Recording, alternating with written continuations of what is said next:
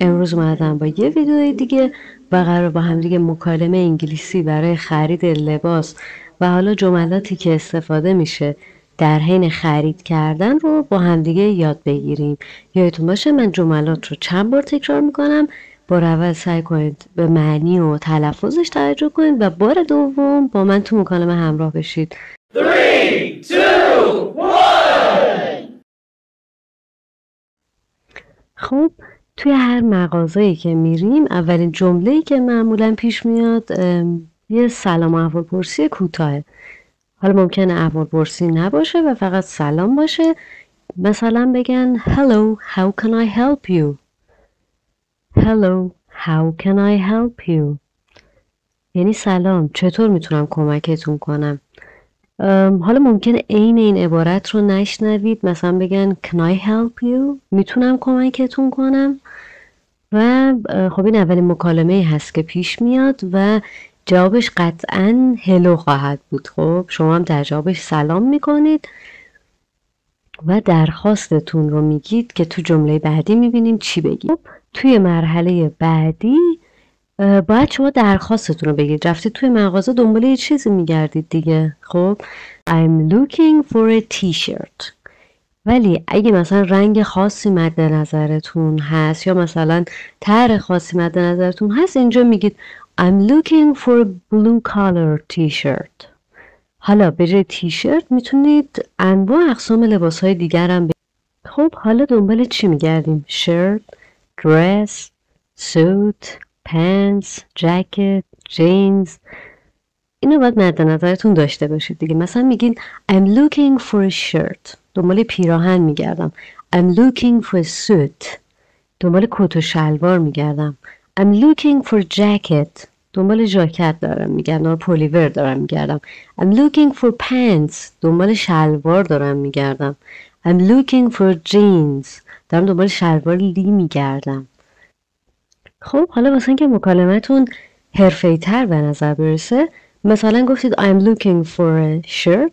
بعد میگه Do you have any in stock؟ یعنی آیا موجود دارید یه همچین چیزی که من مد نظرمه.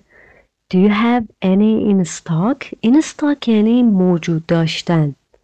فروشنده بگه Let me check for you. یعنی بذار چک کنم، بذار بررسی کنم ببینم داریم. یه هم جمله ممکنه بشنوید. یکی از عبارتهایی که ممکنه بشنوید اینه Out of stock. We are out of stock on blue dresses. مثلا شما لباس آبی درخواست کردید و میخواد بگه که موجود نداریم. میگه out of stock یعنی تموم شده، موجود ندارن. حالا یه حالت دیگر در نظر بگیریم. شما وارد مغازه میشید و فروشنده میگه Can I help you? Or may I help you? بعد شما فقط دارید نگاه میکنید. رفتید داخل مغازه فقط دارید جنس ها رو نگاه میکنید. چی باید بگیم؟ میگیم Thanks, we are just looking. We are just looking. یعنی فقط داریم نگاه میکنیم. هنوز قصد خرید نداریم. We are just looking. حالا یه جنسی رو پسندیدید. خب میخواید ببینید قیمتش چنده. باید بگید How much are they? How much are they?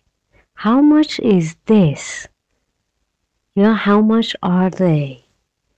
قیمتش چنده؟ خب حالا به نظر قیمتی که پرسیدید منطقیه. میخواید پروف کنید. میگید Can I try them on? Can I try them on?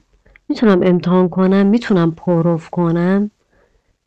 پس این جمله رو حفظ کنید. خیلی به دردتون میخوره. ممکنه لباسی که برداشتید و میخواید پروف کنید سایزتون نباشه. میتونید بگید I need the medium size یا I need the small size که میشه سایز کوچیک small size یا I need large size. یه حالت دیگه شما میاد بیرون از اتاق پرو و کاملا اندازتون هست. فروشنده داره نگاه میکنه. میگید It fits me perfectly. It fits me perfectly یعنی کاملا اندازمه، کاملا سایزمه. It fits me perfectly. خب مرحله نهایی خریدم یعنی که میخواید یه چیزی رو بخرید یا بردارید. میگید I'll take it. I'll take it. برش میدارم، میخرمش. I'll take it. How would you like to pay? این سوال بعدی احتمالاً که ازتون میپرسن چجوری میخواید پرداخت کنید. معمولاً وقتی میرید بخش صندوق پیش کشر میپرسه How would you like to pay? چطوری پرداخت میکنید؟ شما میتونید بگید in cash که یعنی با پول نقد میدید، یا بگید credit card by credit card یعنی با کارت اعتباری پرداخت میکنید. خب خیلی ممنونم که تا این ویدیو همراه هم بودید. جایتون نره حتما چند بار این ویدیو رو ببینید چون یه بارش واقعا فایده نداره. منو سابسکرایب کن، زنگوله رو فعال کن، هر ویدیویی بیاد اینطوری متوجه میشید.